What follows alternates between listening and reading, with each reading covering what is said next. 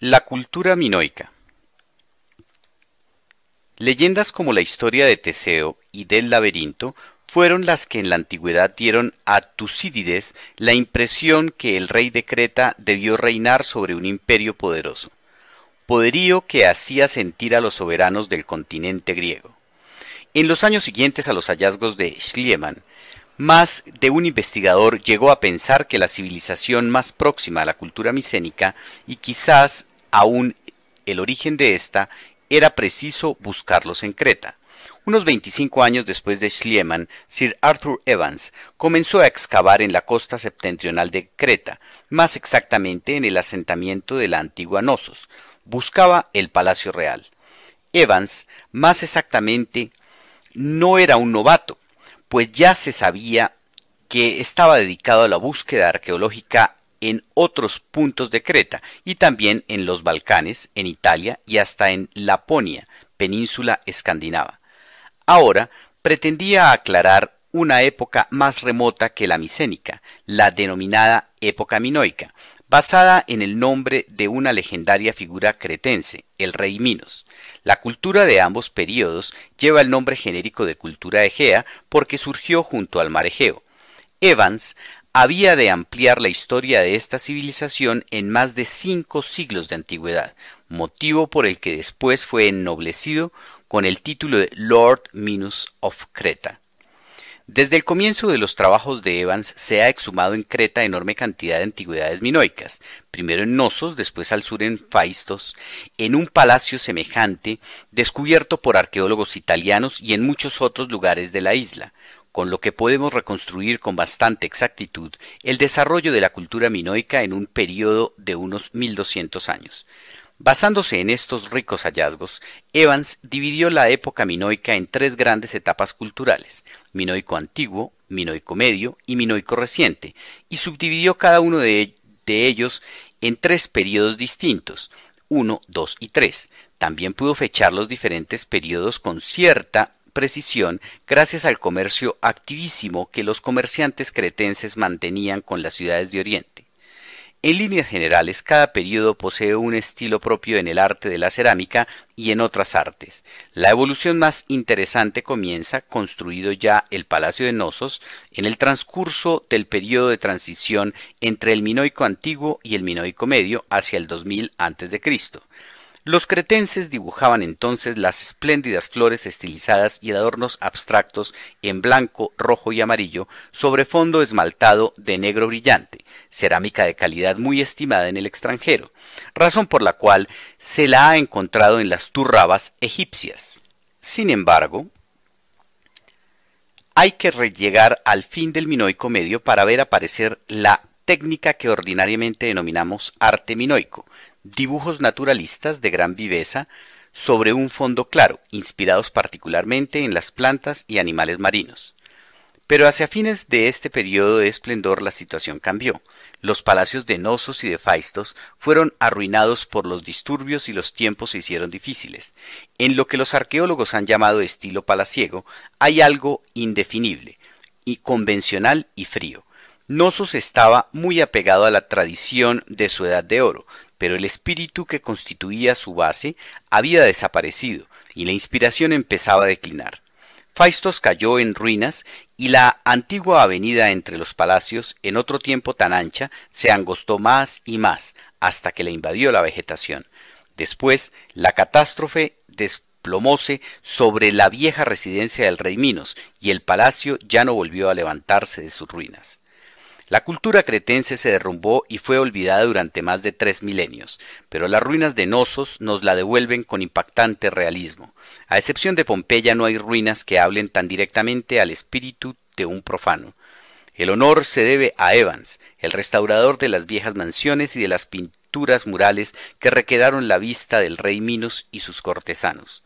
En los palacios es digno de nota un ingenioso sistema de desagüe. Sus moradores daban más importancia a la higiene que cualquier otro país de la antigüedad. Además, las telas, los objetos prácticos y los ornamentales testimonian un gusto refinado quizás más característico de un corto periodo y de un medio cortesano que de una cultura en conjunto. El elemento infantil y primerizo del arte naturalista minoico, tal como se expresa en la decoración de jarros, es quizás más característico que los frescos.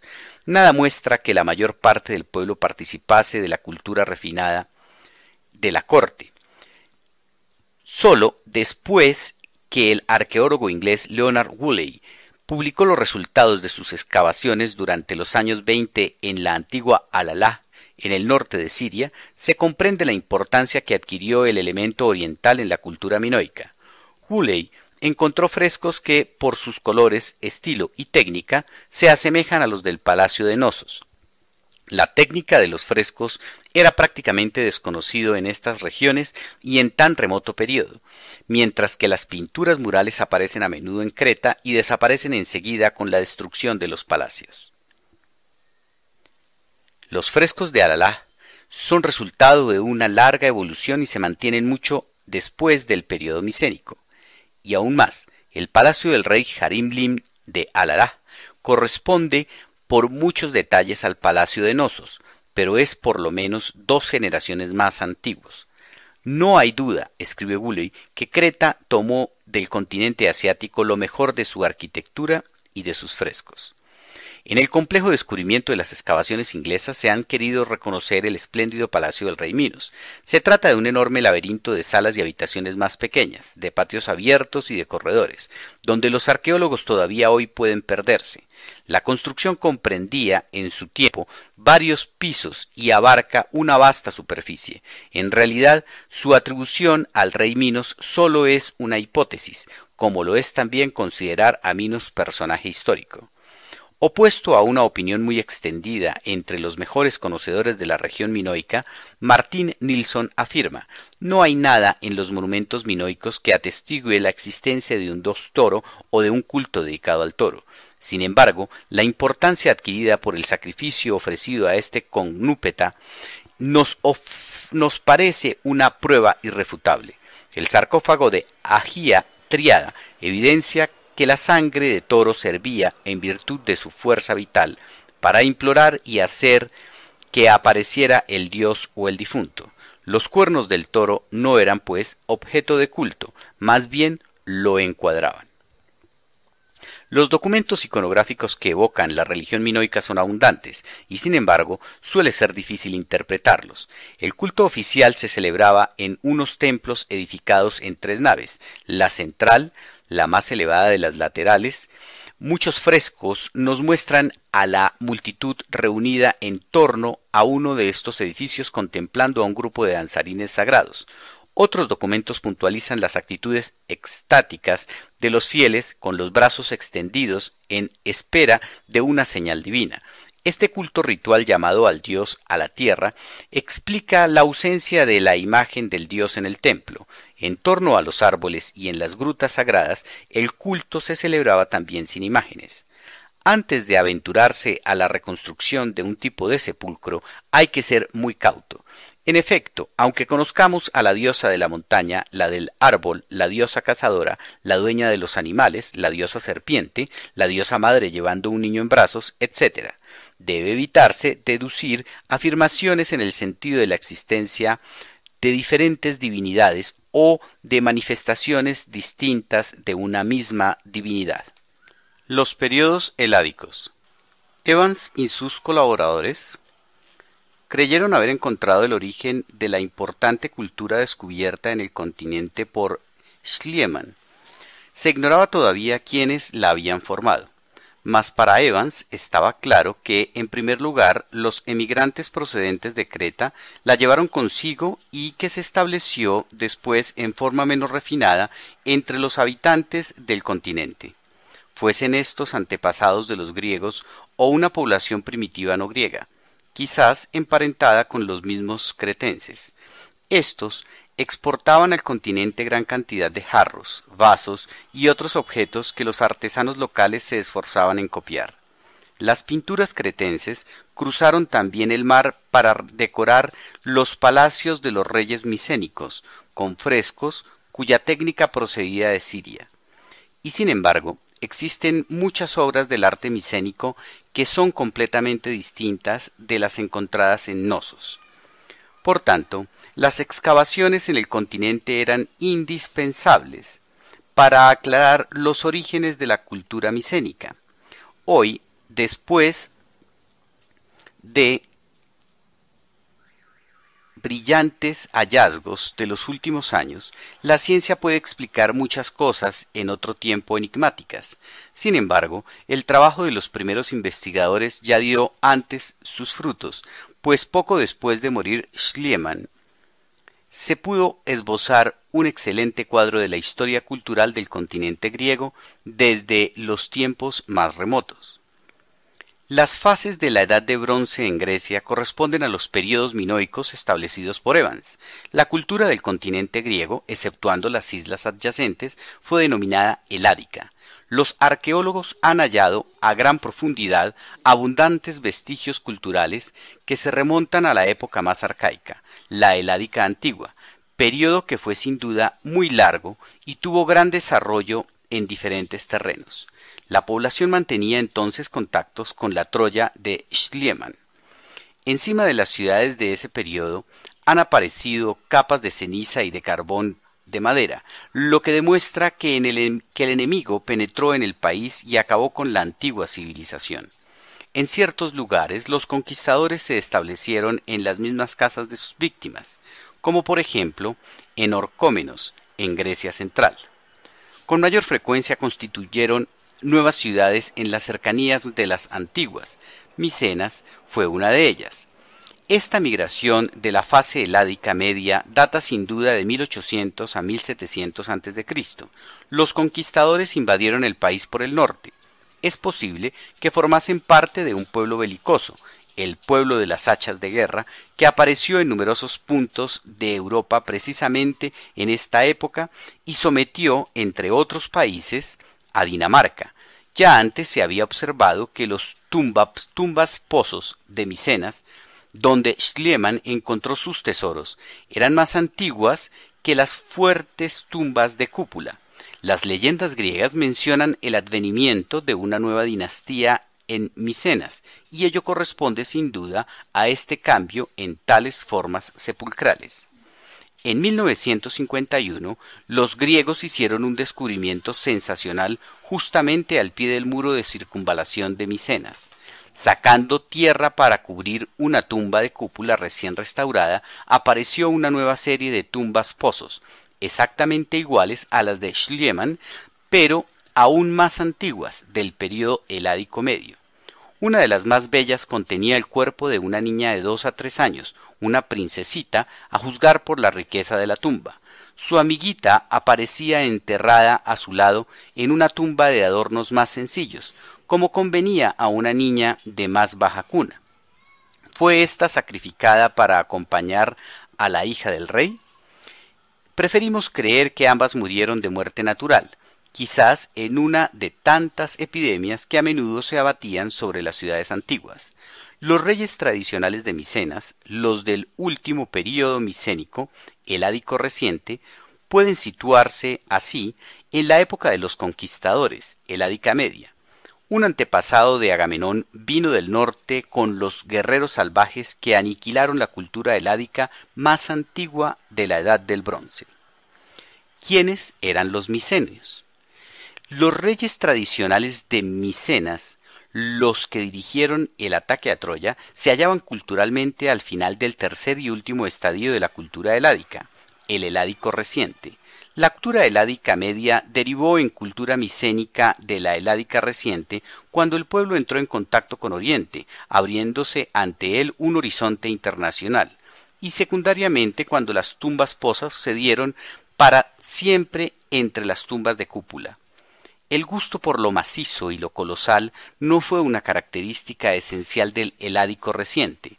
A las generaciones siguientes les costó trabajo creer que estas enormes construcciones hubieran sido erigidas por la mano del hombre, cuando se descubrieron los restos de estas murallas.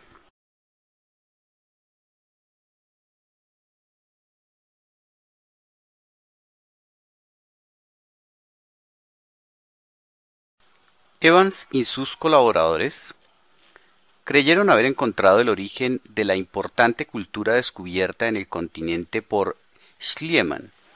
Se ignoraba todavía quiénes la habían formado, mas para Evans estaba claro que, en primer lugar, los emigrantes procedentes de Creta la llevaron consigo y que se estableció después en forma menos refinada entre los habitantes del continente, fuesen estos antepasados de los griegos o una población primitiva no griega, quizás emparentada con los mismos cretenses.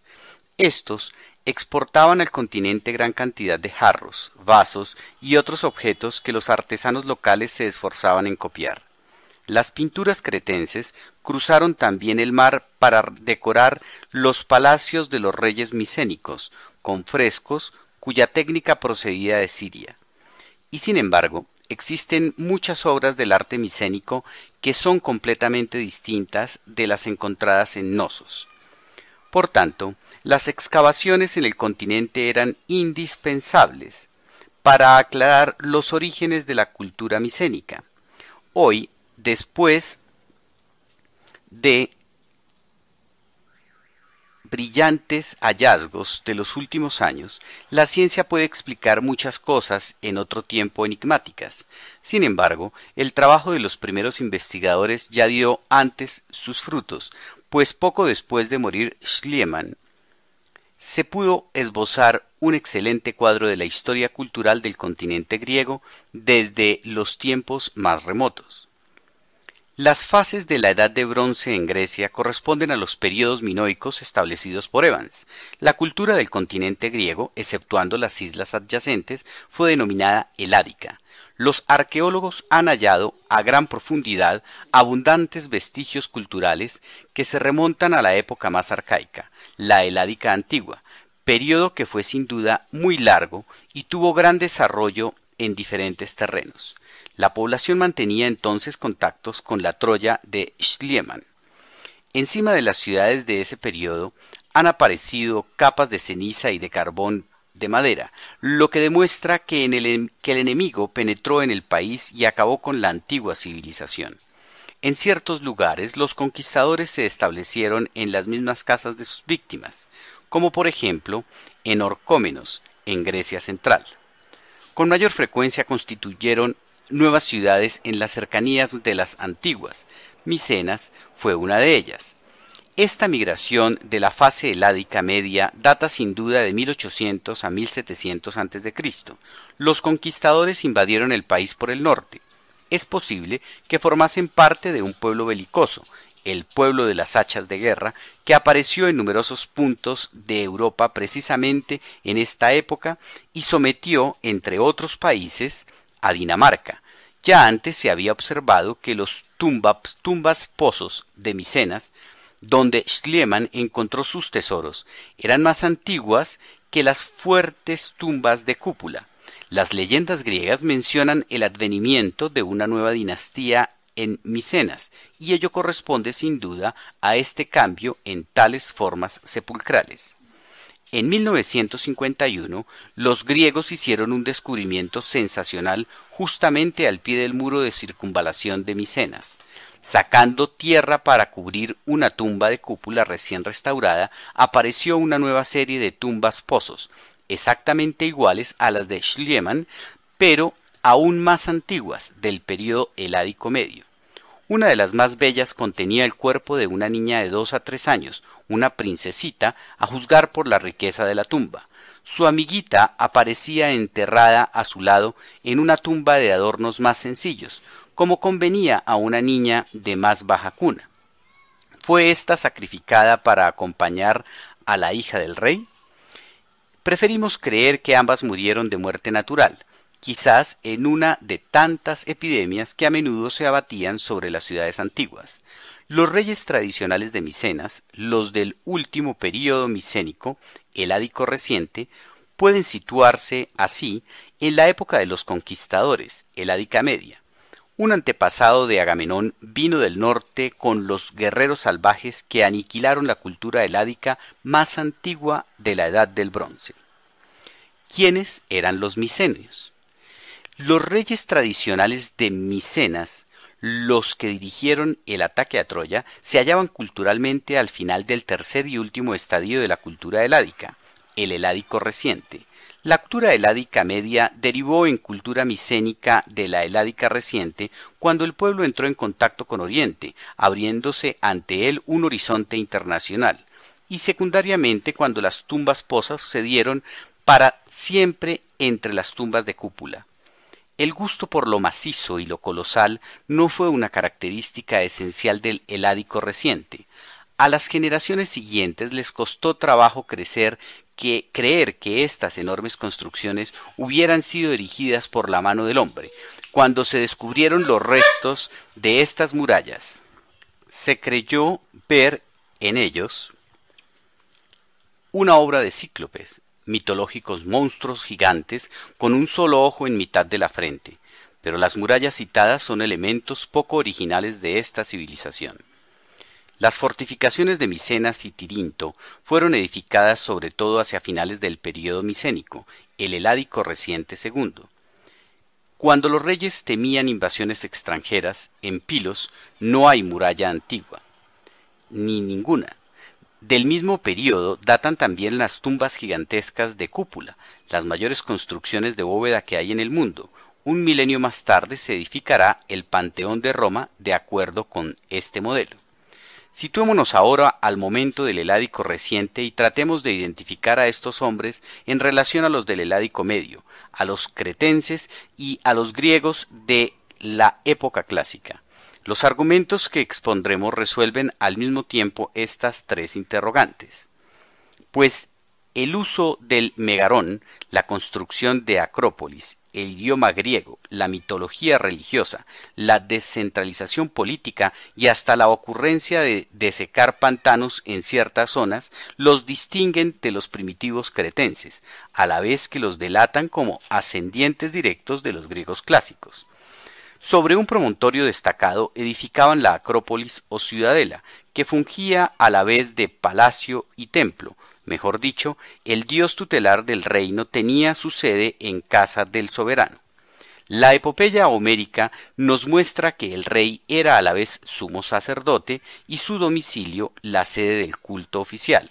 También la Acrópolis de Atenas fue en tiempos predóricos uno de estos centros. Allí se erguía el olivo sagrado de Palas Atenea, diosa protectora de la ciudad. La estatua del dios conservó una morada real incluso cuando las mansiones de los reyes de la época micénica se habían convertido en ruinas. El viejo palacio micénico sobrevivió en el templo griego. Donde la cultura micénica alcanzó su mayor esplendor fue en el suelo griego. Las tribus conquistadoras del norte eran portadoras de cierto grado de civilización y legaron también algo a sus predecesores de la heládica antigua. Ellos introdujeron una novedad muy notable, su tipo de habitación, cuyos caracteres se perpetúan hasta en los templos de la Grecia clásica, que ejerce aún su influencia en la arquitectura. Este tipo de casa llamado megarón, morada de los héroes de Homero, era una larga construcción rectangular de 2 piezas, de una antecámara abierta a menudo con algunas columnas en la fachada. Se pasaba a través de una puerta a la pieza principal, en cuyo centro ardía el fuego.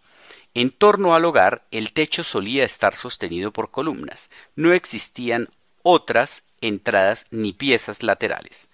Asimismo, los griegos de la Edad de Bronce conocían ya numerosos dioses del Olimpo que serán adorados durante los siglos siguientes. Lo sabemos por las tablillas que enumeran las ofrendas y tributos que recibían los santuarios. Las inscripciones de Nosos mencionan a Atenea. No era pues sólo la diosa de la ciudad de Atenas como se creyó al principio. A Poseidón, a Peán, uno de los nombres de Apolo, considerándole sobre todo como dios de la medicina, y a Enialios, antiguo nombre de Ares, dios de la guerra. Otras tablillas citan claramente a Zeus y a Hera, y, lo que es más sorprendente, a Dionisos. En efecto, Homero no concede a este lugar en el Olimpo, y los sabios han creído durante mucho tiempo que vino de Oriente bastante más tarde. En la actualidad esta teoría es muy discutible. La religión, el sistema político, formaban parte de la cultura de la Grecia clásica, que la Grecia clásica heredó de la época micénica. Lástima que las tablillas de Pilos tuvieran una finalidad exclusivamente comercial. Nunca sabremos con certeza si la Edad de Bronce poseía una verdadera literatura, fuese escrita en materiales caducos o limitada a la tradición oral. Más parece muy cierto que la primera materia de los poemas homéricos existía ya en el pueblo autor de esas tablillas. Es interesante observar que las enumeraciones consignadas en dichas tablillas recuerdan la primera forma de la poesía griega, empleada sobre todo por Hesíodo. En la Ilíada notamos otros ejemplos de esta poesía catálogo. En uno de los libros de la epopeya, Homero enumera con precisión a todos los reyes llegados a Troya, sus ciudades de origen, el número de sus hombres y el de sus naves respectivas. Nombre tras nombre, cifra tras cifra, como una tablilla de Pilos puesta en verso. En la Ilíada esta enumeración sorprende un poco y aparece una interpolación, pues menciona héroes que no se citan en ninguna otra parte del texto, mientras que de los personajes principales del poema, algunos ni siquiera son mencionados. Desde la antigüedad, muchos comentaristas se han extrañado de la inclusión de tal fragmento en el poema, preguntándose si aquel no fue intercalado en la Ilíada en el transcurso de los siglos posteriores a su redacción. Pero el contenido de este pasaje corresponde de manera notable con lo que sabemos de la geografía política de la época micénica. Los griegos arcaicos se distinguían también por su cultura material. Cuando los griegos de nuestra época desecaron el lago Gran Copais en Grecia central para crear nuevas tierras de cultivo, descubrieron que sus antepasados de la Edad de Bronce hicieron exactamente lo mismo, quizá por iniciativa del rey Orcómenes, que reinaba en uno de los estados más importantes del período micénico. La tradición conservó el recuerdo de su dinastía en el relato de Jasón y el Vellocino de Oro. Hay que hacer notar, sí, que los micenios de entonces eran parientes de sus contemporáneos cretenses. El hallazgo en Pilos en 1939 y 1952 de un caudal de archivo constituido por tablillas de arcilla dio impulso a los trabajos de interpretación. Por el método estadístico, él mismo utilizaba en tiempos de guerra para descubrir un mensaje cuya clave se ignora. Los ingleses Michel Ventris y John Chadwick consiguieron penetrar el secreto de la escritura silábica llamada lineal B, por oposición a la lineal A más antigua y a la jeroglífica minoica primitiva, que se hizo corriente en el siglo XV antes de nuestra era.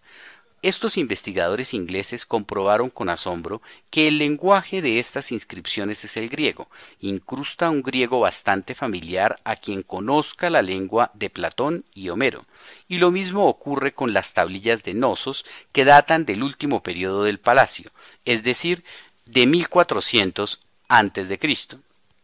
Puede decirse que apenas hay diferencia lingüística entre las inscripciones y las de Pilos, 2 siglos más modernas. Es decir, mientras en Grecia la cultura y el arte eran todavía minoicos, reinaban en la isla y habitaban el palacio de Nosos pueblos griegos de la misma raza que los invasores de la Heládica Media y por ende parientes de sus descendientes contemporáneos reinantes en Micenas y Tirinto. Los micenios entran al mercado internacional. No es raro encontrar alhajas y jarros y cinceles micénicos con dibujos que representan veleros. Naturalmente, no siempre es fácil saber qué mercancías eran objeto de comercio, pero se ha descubierto por casualidad que muchos millones de ánforas de arcilla expedidas en siglaturas mediterráneas se llenaban de vino o de aceite de oliva. Innecesario es decir que el cobre y el bronce eran en aquella época mercancías de primerísima importancia. Siria es una de las pocas regiones del mundo donde los minerales de cobre y estaño aparecían a la vez, y como parece probable que Creta mantuvo contactos con Siria del Norte, se comprende por qué la Edad del Bronce comenzó tan pronto en la isla. Chipre llegó a ser el mayor exportador de cobre al Mediterráneo oriental después del agotamiento de las minas del Sinaí. El estaño se extraía de España y la plata también de España y Cerdeña. Las excavaciones hechas en Troya y Micenas indican que los pueblos egeos debieron haber consumido en sus adornos y vasos preciosos mucho oro, metal procedente de Egipto y de Nubia y trabajado más tarde por artistas de Creta y del continente. Para la fabricación de alhajas, el continente griego empleó mucho el ámbar, en cambio en Creta no era utilizado. Ello indica una vez más que Micenas, al contrario de Nosos, mantenía relaciones con el norte. El ámbar venía de los países del mar Báltico, entre otros. Se ha podido comprobar con exactitud que el ámbar báltico difiere del ámbar rumano, siciliano o libanés por su color, dureza y composición química, y además por el agradable olor desprendido cuando se quema. Está de sobra demostrado que los etruscos también recibieron más tarde ámbar del litoral báltico. Antes de esta época, la principal materia prima era la piedra, y lo sería allí, como en todas partes, aún mucho tiempo después que el bronce fuera universalmente utilizado para la fabricación de útiles y armas. Una clase de piedra especial desempeñó primerísima función, la obsidiana, llamada vidrio volcánico, compuesta por lava enfriada sobre la que se forma una especie de capa esmaltada. Casi toda la obsidiana del mundo egeo provenía de la isla de Melos, único lugar donde aparecía en gran cantidad. En Inglaterra se ha descubierto una prueba de las muy diversificadas relaciones culturales que en la época egea existían en Europa. En Stonehenge, en la llanura de Salisbury, existe un círculo de piedras enormes que durante siglos fue un misterio para la ciencia. Se ignoraba quiénes hubiesen erigido este extraño monumento, en qué época y con qué objeto. Hace unos años un arqueólogo quiso hacer una fotografía de conjunto. La luz de aquel día era muy favorable y en la película revelada descubrió algo que nadie vio antes que él. En la piedra se habían tallado unos esquemas representando armas, hachas y otros objetos. Los arqueólogos conocedores de las características de cada país y de su período prehistórico se percataron en el acto que los objetos dibujados se usaban en Grecia en la Edad del Bronce, durante la primera parte del período micénico. Se supone que en esta época ya se trabajaba en las antiguas minas de estaño en el noroeste de Inglaterra. Lo cierto es que los fenicios las explotaron unos siglos más tarde. Se sabe que en numerosas regiones de Europa las hileras o círculos de gruesas piedras tenían un papel importante en la religión y usos funerarios de la Edad del Bronce. Las piedras que rodean las tumbas pozos de Micenas son ejemplo de ello. En Inglaterra se descubrió en las cercanías de las antiguas minas de estaño el dibujo de un laberinto de tipo minoico que por otra parte también es frecuente en Europa, lo que prueba las relaciones culturales de los pueblos creto-micénicos. En ciertos puntos de Escandinavia hay laberintos similares formados por grandes muros de tierra de edad ignorada, aunque su denominación común de Trojaborg nos recuerda la cultura egea. Del sur de África procedía el marfil, mercancía muy conocida en la civilización creto-micénica. Egipto era otro importante mercado abierto a las exportaciones de los cretenses y más tarde de los griegos micénicos, de lo que poseemos varias pruebas. En efecto, se han encontrado antigüedades egeas en el Valle del Nilo y antigüedades egipcias en Creta y en Micenas, entre ellas varios escarabajos con los nombres de Amenofis III y de la reina Ti. Tomando como referencia la cronología egipcia bastante segura, ha sido posible fechar con suficiente exactitud las diversas fases de la evolución cultural creto-micénica. Existen testimonios del comercio micénico a lo largo del litoral de Asia Menor. Al oeste, los griegos extendieron sus actividades por Cerdeña, Sicilia y costas francesas hasta España. En Italia fundaron una factoría que fue luego Taras y hoy es la ciudad de Tarento. Entre las ciudades mencionadas por las fuentes hititas 1300 y 1200 a.C. está Milahuata, con toda probabilidad Mileto, ciudad comercial jonia que en las alcanzaría un porvenir muy brillante. Lo que ocurría allí, como se refleja en la correspondencia diplomática, era nada menos que el comienzo de la colonización griega de la costa poniente del Asia Menor, fenómeno cuya importancia perduraría hasta la Primera Guerra Mundial. Después de este conflicto, por orden de la Sociedad de Naciones, oleadas de refugiados hubieron de abandonar el Asia Menor y volver a su madre patria, de donde luego muchos emigraron a América. Aquí, su energía e inteligencia típicamente griegas han conquistado una nueva reputación. Los hallazgos muestran que Rodas, Chipre y zonas de la costa meridional de Asia Menor fueron helenizadas al unísono. En muchos puntos vivía una población extranjera que tomó entonces contacto con la civilización griega y quizá fue gobernada por griegos. Las excavaciones francesas han revelado un importante centro comercial micénico en Ugarit, la actual Ras Shamra, Siria del Norte. En ciertos lugares el papel de los griegos podría compararse al de la Liga Hanseática en las regiones septentrionales de Europa. En otros recuerda las conquistas y colonizaciones de los vikingos. El recuerdo de esta expansión se perpetúa en las leyendas griegas que citan los nombres de los héroes que fundaron ciudades en ultramar. El tráfico, como siempre ocurre, va de la mano con el del intercambio cultural. Se han descubierto relieves esculpidos en sepulcros de reyes que datan de la época de las tumbas pozos y que atestiguan la existencia de relaciones culturales con el norte. El relieve de la Puerta de los Leones de Micenas, que posee una grandeza precursora del arte de la Grecia clásica, apunta claramente a un modelo oriental. Es imposible comprender la cultura micénica en conjunto sin conocer las relaciones culturales que unían a los pueblos de la cuenca mediterránea. Fierro, dorios y migraciones. Un evidente malestar caracterizó la fase final de la época micénica, cuya naturaleza y causas desentrañaremos enseguida. La lengua griega se componía en la época clásica de tres grupos importantes de dialectos: el jonio, que entre otras era la lengua de Atenas; el dorio, hablado en Esparta, por ejemplo, y el aqueo, que comprende el arcadio, hablado en la llanura del Peloponeso; el chipriota y algunos dialectos del norte y del nordeste. El jonio y el aqueo forman un grupo dialectal denominado griego oriental, mientras que los dialectos dorios forman el griego occidental.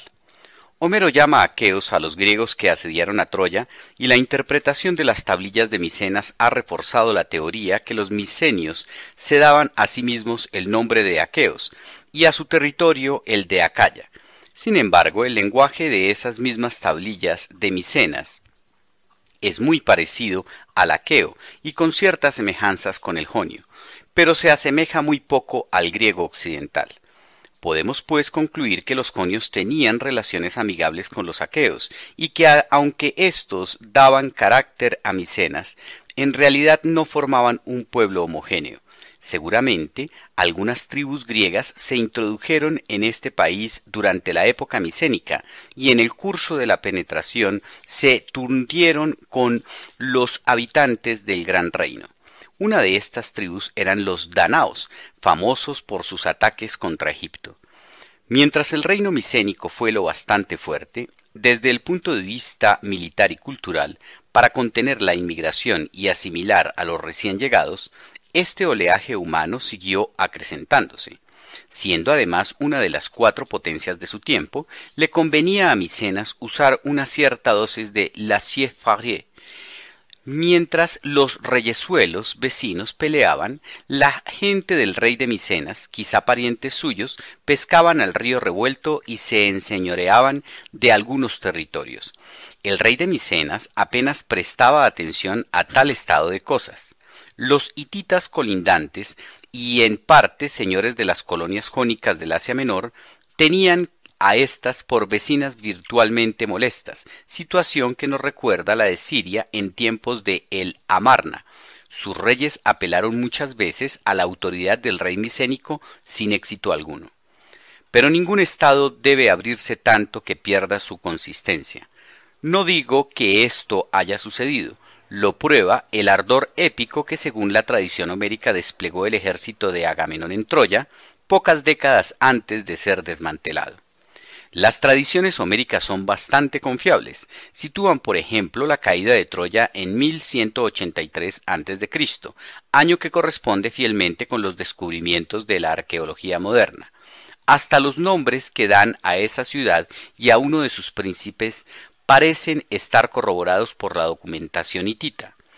En efecto, estas mencionan alguna vez la ciudad de Dilusa y otras veces Taroisa, donde reinaba un rey llamado Alaxandus.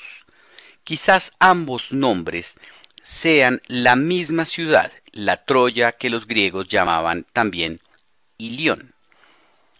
En este caso es fácil admitir que el hombre Alaxandrus sea Alexandros, otro nombre que Homero da a París, hijo del rey de Troya.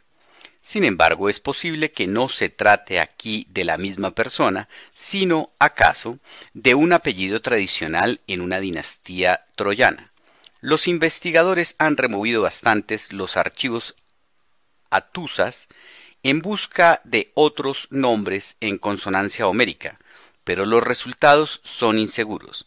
Al contrario, en las tablillas de Micenas se encuentran muchas personas con los nombres de Glaucos, Antanor, Héctor y Aquiles. Taroisa estaba situada en una región que los hititas denominaban Asúa, que quizás sea la etimología de la voz Asia. En efecto, Asia llamarían los romanos a la región circundante de la antigua Troya, lo mismo que África a la región de Cartago. Mas, ¿qué llegaron a valer a fines de la Edad Media los castillos puestos en jaque por los explosivos? ¿Y no debió el soberbio Japón rendirse sin condiciones en 1945 frente a un arma genocida que ellos no dominaban? Justamente después de la guerra de Troya se dejó sentir el nuevo factor militar, el hierro. El hierro era conocido por los griegos desde principios de la época micénica y, sin embargo, Homero, aunque vivió en la Edad de Hierro, como se observa en diferentes pasajes de sus poemas, conservó el recuerdo de los nobles guerreros armados de bronce y por consiguiente hablaba de sus armas como de cobre cortante. Se apreciaba entonces tanto como el oro, y en ciertos lugares servía para trabajar los objetos de bronce. La cultura egea se asentaba exclusivamente en el bronce, pero hacia el final de la fase heládica reciente, los griegos, especialmente los dorios, cayeron en la cuenta que el hierro abundaba más que el estaño, y el cobre se podía trabajar con relativa facilidad y pesaba menos que el bronce. El prestigio del bronce victorioso en Troya fue fatal para los hijos y nietos de Agamenón. Una invasión arrasó los palacios reales que ya no volvieron a construirse. Los griegos occidentales, los dorios, entraban entonces en escena. Llegaron al Peloponeso por el Golfo de Corinto en 1100 a.C., cuando hijos y nietos de los héroes de la guerra de Troya gobernaban todavía. Pilos no estaba preparada para la guerra, su palacio se derrumbó bajo las llamas y desaparecieron las tablillas de los últimos meses anteriores a la catástrofe. En Atusas, capital de los hititas, se halló gran número de inscripciones referentes a las relaciones del rey hitita con un reino llamado Ahijawa. Al principio, los investigadores no concordaban sobre la significación de este nombre. Si fuera cierto que los griegos, generaciones después de la destrucción definitiva del palacio de Nosos, poseían la hegemonía naval en el Egeo, es posible que se trate de griegos.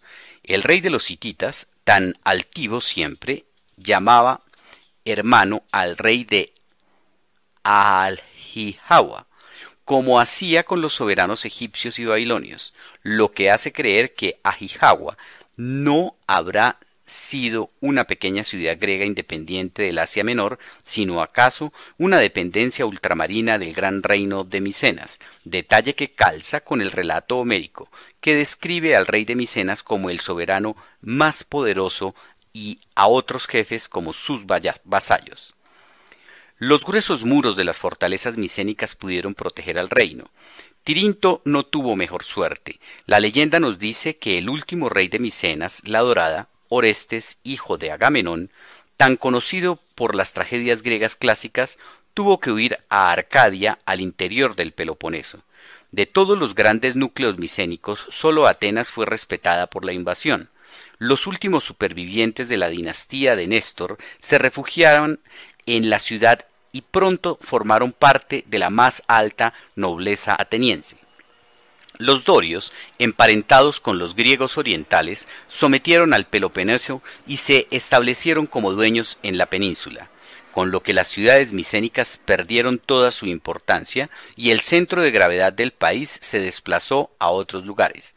Pero la invasión no significó ruptura alguna en la evolución cultural del resto de la Hélade.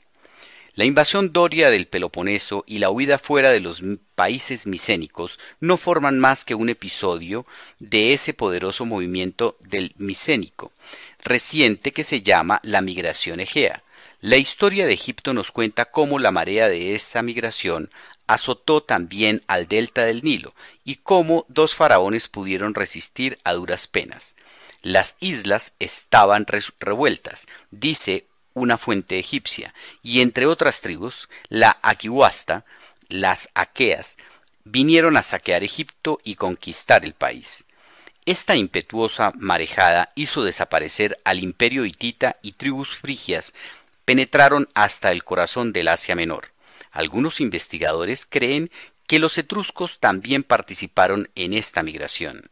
En esta oleada egea, con toda certeza se puede incluir otro pueblo, los filisteos, vecinos y enemigos eternos de Israel y de quienes proviene el nombre de Palestina, país de los filisteos. Alguna relación entre los filisteos y Creta parece haber existido, entre otras razones, porque en la Biblia se encuentra la expresión los cereteos y los peleteos. 2 Samuel 23. En todo el Mediterráneo oriental observamos una lucha a muerte, pueblo contra pueblo y hierro contra bronce. Un mundo con un milenio de antigüedad se halla completamente revuelto. Se levantan nuevos imperios, los más antiguos pierden su importancia o desaparecen, los pueblos afluyen y refluyen, el comercio se resiste, las relaciones internacionales, muy ramificadas en siglos anteriores, desaparecen y las diversas culturas se aíslan. La navegación griega no desaparece del todo, como algunos pretenden, pero en conjunto el comercio marítimo en el Mediterráneo decrece mucho. Entre los restos arqueológicos posteriores a la época micénica se encuentran en Grecia relativamente pocos artículos importados de Oriente. Cuando el comercio se renovó, las ciudades fenicias ocuparon el primer lugar. Homero nos habla de los mercaderes fenicios que visitaban Grecia. Homero no solo levantó un grandioso monumento a la época micénica, su principal objetivo, sino también al sombrío periodo a que él pertenecía, los siglos oscuros, durante los cuales la Grecia clásica adquirió forma para que la Hélade pudiera revelarse a los ojos del mundo en todo su esplendor.